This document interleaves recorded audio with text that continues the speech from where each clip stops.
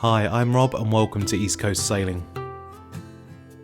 Today's episode concludes the French winter series, and for any new viewers, let's do a quick recap.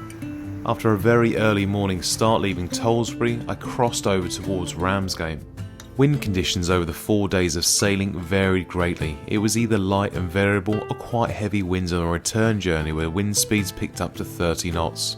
After arriving in Ramsgate, I stayed in port for an extra day because the weather window for the crossing wasn't looking particularly good. The strong winds forecasted eventually came, and combined with the strong incoming tide produced these large uncomfortable swells. They were so strong we had to move our boat during the night to get a little bit more shelter closer to the harbour wall. After not a great deal of sleep, we awoke to a beautiful morning. I said goodbye to the family and set sail from Ramsgate, heading over the English Channel towards France.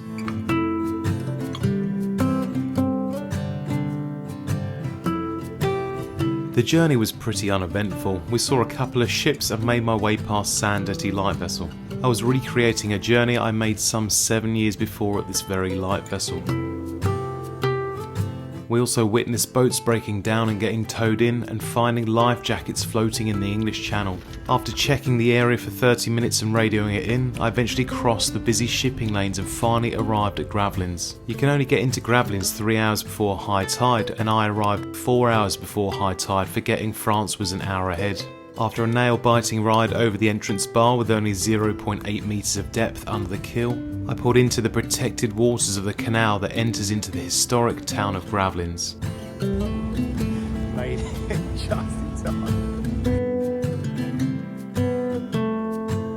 After a truly whistle-stop tour of Gravelines, I spent less than 12 hours before I was already getting the boat prepared to leave and head back to Ramsgate.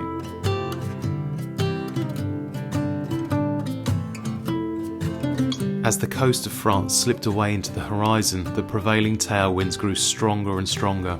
Halfway across, we had sustained wind speeds of 25 knots gusting 30.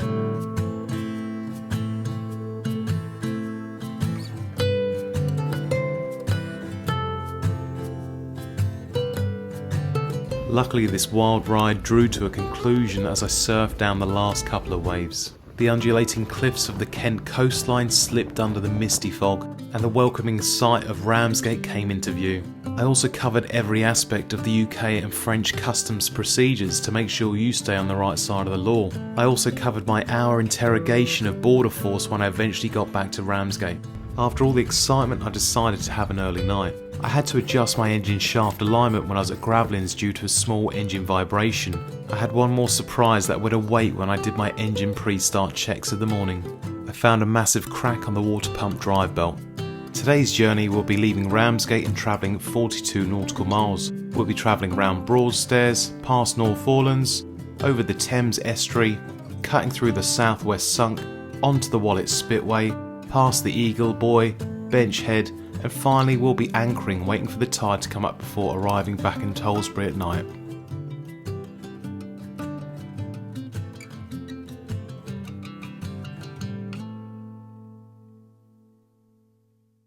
So let's discuss the cracked drive belt and my dilemma in this situation.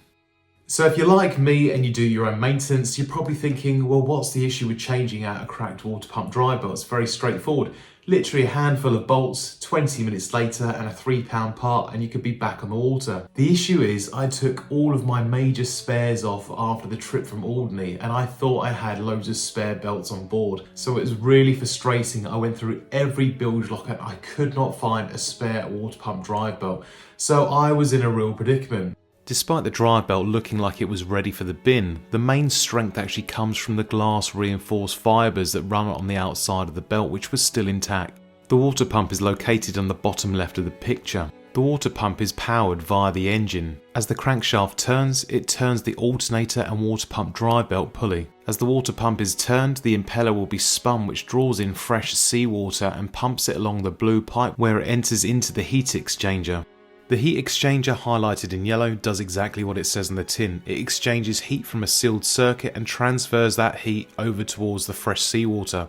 The pink pipes indicate the sealed circuit, which uses engine coolant exactly like you'd have in your car. The engine coolant and fresh seawater are two separate systems and are separated through this heat exchanger core. As the cold fresh seawater passes through the copper cores, engine coolant transfers heat to the seawater. As the cold seawater is warmed via heat transfer, it leaves via the exhaust, keeping the engine nice and cool. So we've got no spare drive belt on board, and the shops are shut because it's Sunday and I don't think they'll be open till 10 o'clock. Now there's no guarantees that I would even have my spare there, so I could either leave the boat at Ramsgate and it'll cost £40 a night, and then I've got to come back on the weekend and get it when I'm armed with new spares, which is a lot of palaver. Or I could run the risk of just getting the boat out onto the water, which I should have enough time to get the sails up and start to sail home. Now if the engine drive belt did snap for the water pump immediately after I left, I would probably have about a minute and a half before I'd have to switch the engine off before the engine would overheat because it's not getting any fresh seawater to cool it down. So given that the existing drive belt on there's got a crack but the strongest part is on the outside, what would you do in this situation? Come on, you know the answer. I wasn't going to sit in port feeling sorry for myself.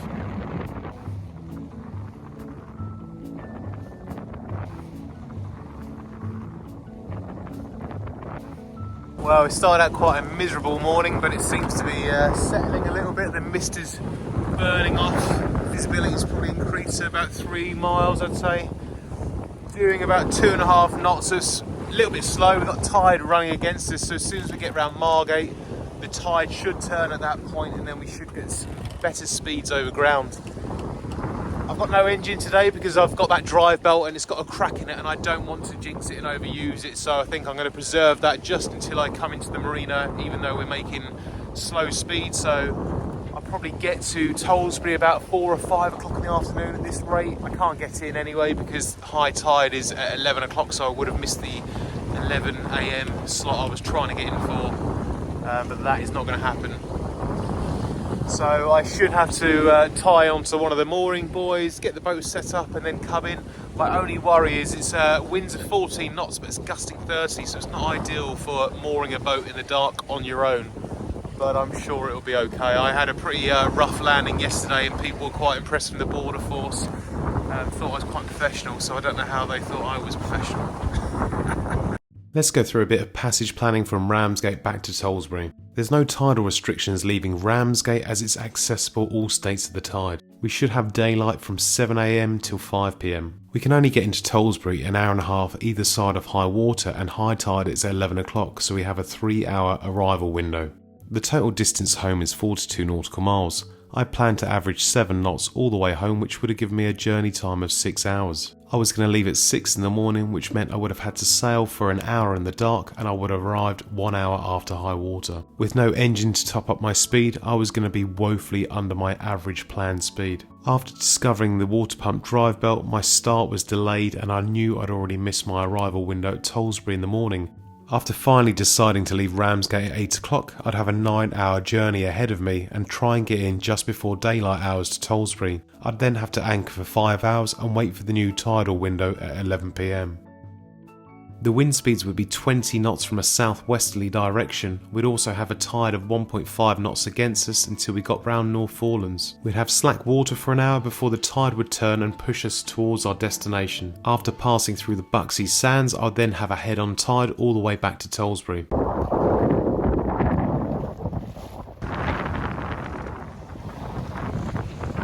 Ivania plodded along cautiously at 2.5 knots into a head-on tide. I sailed past Broadstairs as the visibility reduced to 3 miles. Knowing we had no engine, we had to give North Forelands and the rocky cliffs a wide berth.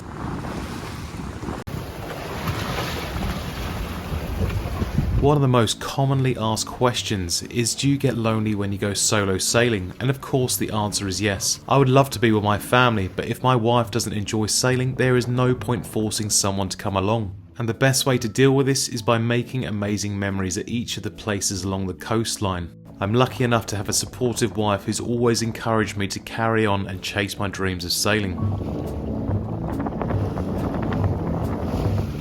I was now cutting through the shipping anchorage located on the tip of Margate.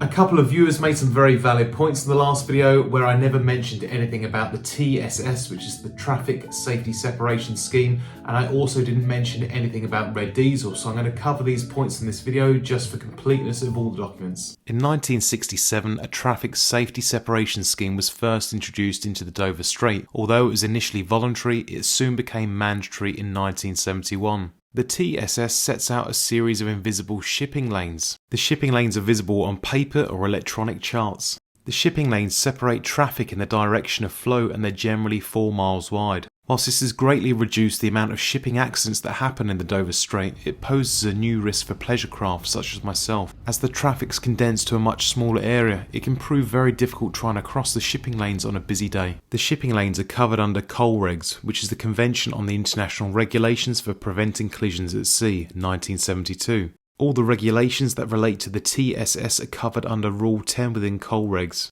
Subsection C covers the crossing of shipping lanes.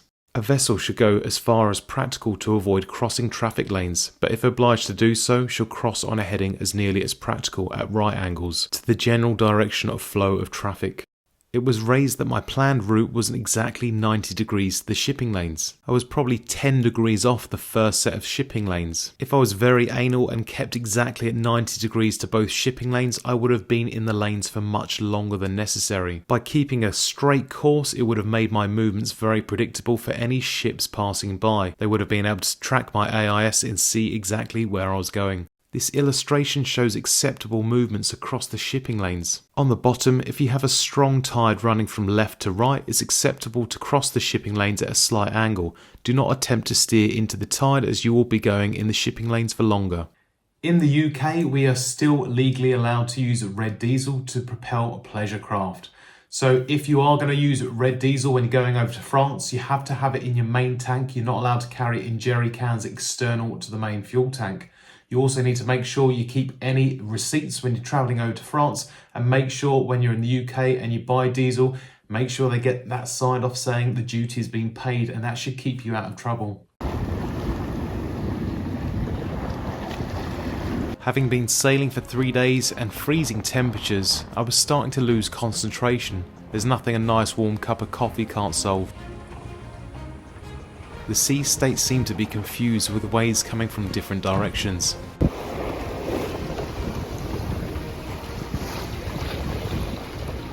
We are now coming up to the halfway mark, approaching the southwest sunk, which always gives me anxiety.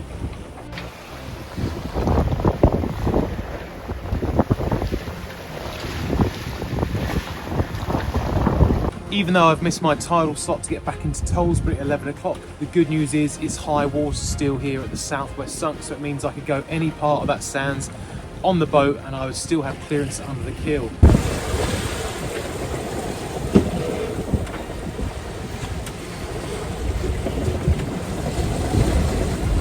If you haven't already, make sure you check out the East Coast Sailing Store. Every item that's sold, 5% of the profits will go to the RN line to keep us sailors safe. And the latest design has just dropped on the East Coast Sailing Store, featuring the Tollesbury lightship and the Beachy Head lighthouse.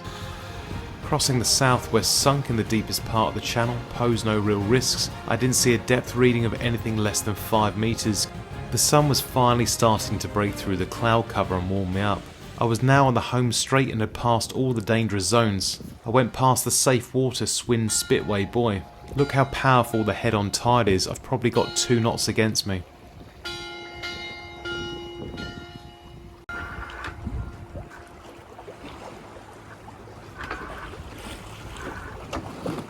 What an absolutely incredible journey. I can just make out the outlines of Clacton in front of me. I'm about 4 miles off there and about 10 miles away from Tollesbury. So I'm just goose winging, there's hardly any wind. We've got about 6 knots, so the forecast has been really off. So I thought it was going to be a much rougher sail than what I had today, so I've been let off lightly. Probably made up for it after I had that rough sail across the channel. It's a nice when you enter port and you finish the end of your journey on a nice easy sail like this. I've got the safe water buoy just behind me, and I also can see one other sailing yacht in the distance there. Seems to be a really heavy haze today. Even the wind farms we just passed 2 miles ago, they're just dropping out of view. So there's a heavy mist or a smog that's going on today, but it seems to be burning off. I can feel the sun that's warming me up a little bit now after having all the layers on offshore sailing gear. You can see winter sailing isn't that enjoyable. You really cut your teeth. I have to say though, there's nothing better wearing shorts and t-shirt, drinking a beer with your friends and family who actually want to come away with you, rather than just being on your own for 4 days sailing in awful conditions most of the time. It was quite reassuring to see other sailing yachts because I hadn't seen any in 3 days. I was dreading waking up. When I was in Ramsgate, I could hear the wind howling, whipping the halyards against the mast, and you know it's going to be a rough day. And as I got through the entrance of Ramsgate, as I was leaving the port, I could see all the surf coming through, and I thought, oh, this is going to be terrible. Combined with the water pump belt with the crack in it, you know, there was a few dominoes stacked against me, but once I got out, got the sails up, it's been a really good sail actually. I've really enjoyed it. I have my engine on quite a bit, and I'm sure a lot of other sailors do, because if you need to hit your tidal marks, you know, if you want to get somewhere without the tide going against you, you might have to have the engine on just to top up your speed to make sure you're hitting your planned average speed.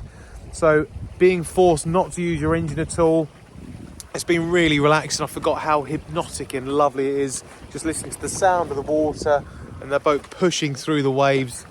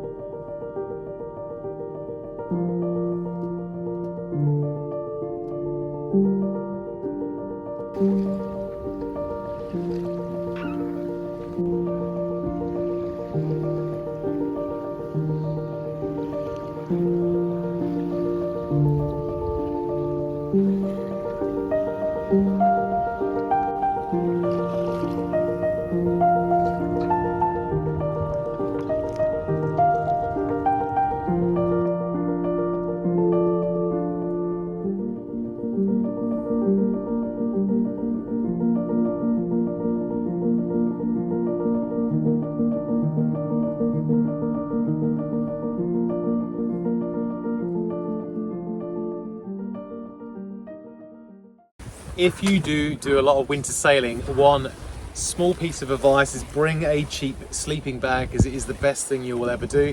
You can wrap it around you like a cagoule. You don't have to worry about not being able to put your jacket over your life vest because it's just wrapped around you. And it's great when you're having your lunch, your dinner, and you've got this wrapped over your legs and your gloves on. It keeps you really warm.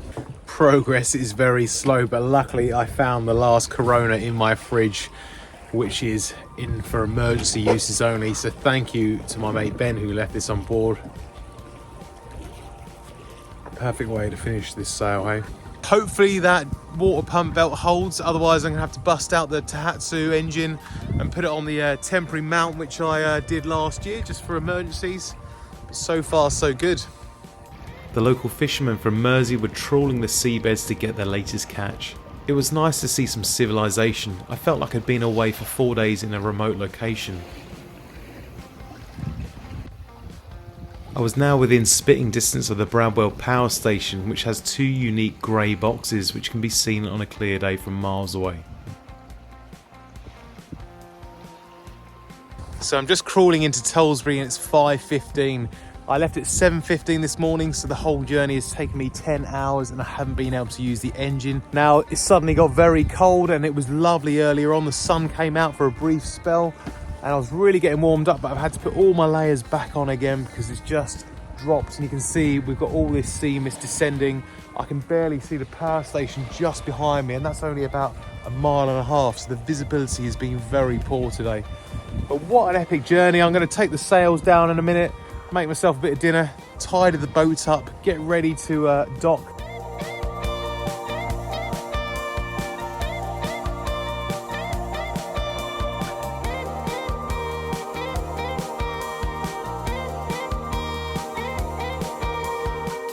That is the big sandbar that I need to pass. So I need to wait another 4 hours till the tide covers the sandy groin so I can get to the lightship just there. So welcome to Ramsey's Kitchen Nightmares. What am I going to have for dinner? Is it going to be the canned macaroni and cheese, the beef ravioli, or shin cup? I've already had one of them today. I went with beef ravioli. Yes, nice. Oh, I just want to get in now. I can see where I need to be. I've just got a big sand groin in the way and I need to wait another 4.5 hours until I can get into port. And the wind is picking up. I've got my beef ravioli on. It smells amazing. What is the verdict? That's not bad. That's from Sainsbury's. That's pretty good. With a full belly and a couple of beers, I decided to go down and get some rest, and before I knew it, I was pulling up the anchor and heading back into Tollesbury. It's bad enough navigating through this channel in daylight, never mind at night time when you've only got the depth gauge and chart plotters. I entered the South Channel and passed Cobb Island on the starboard side, and before I knew it, I was finally back in my pontoon after 4 days of hard sailing. I just want to say a very special thank you to 2 people who have bought clothing, and one is Hans Dixon. Thank you very much. And also Steve Howlett. So that's 2 rings in the bell. Thanks for watching East Coast Sailing, and if you've enjoyed today's episode, hit the like button, subscribe to the channel and turn on notifications to get the latest episodes. Come and join us next week as I test an 8-pound boom brake solution which I think will elevate your downward sailing experience. I'm also going to have a wintry sail with the family towards Malden where I get into one of the world's tightest marinas.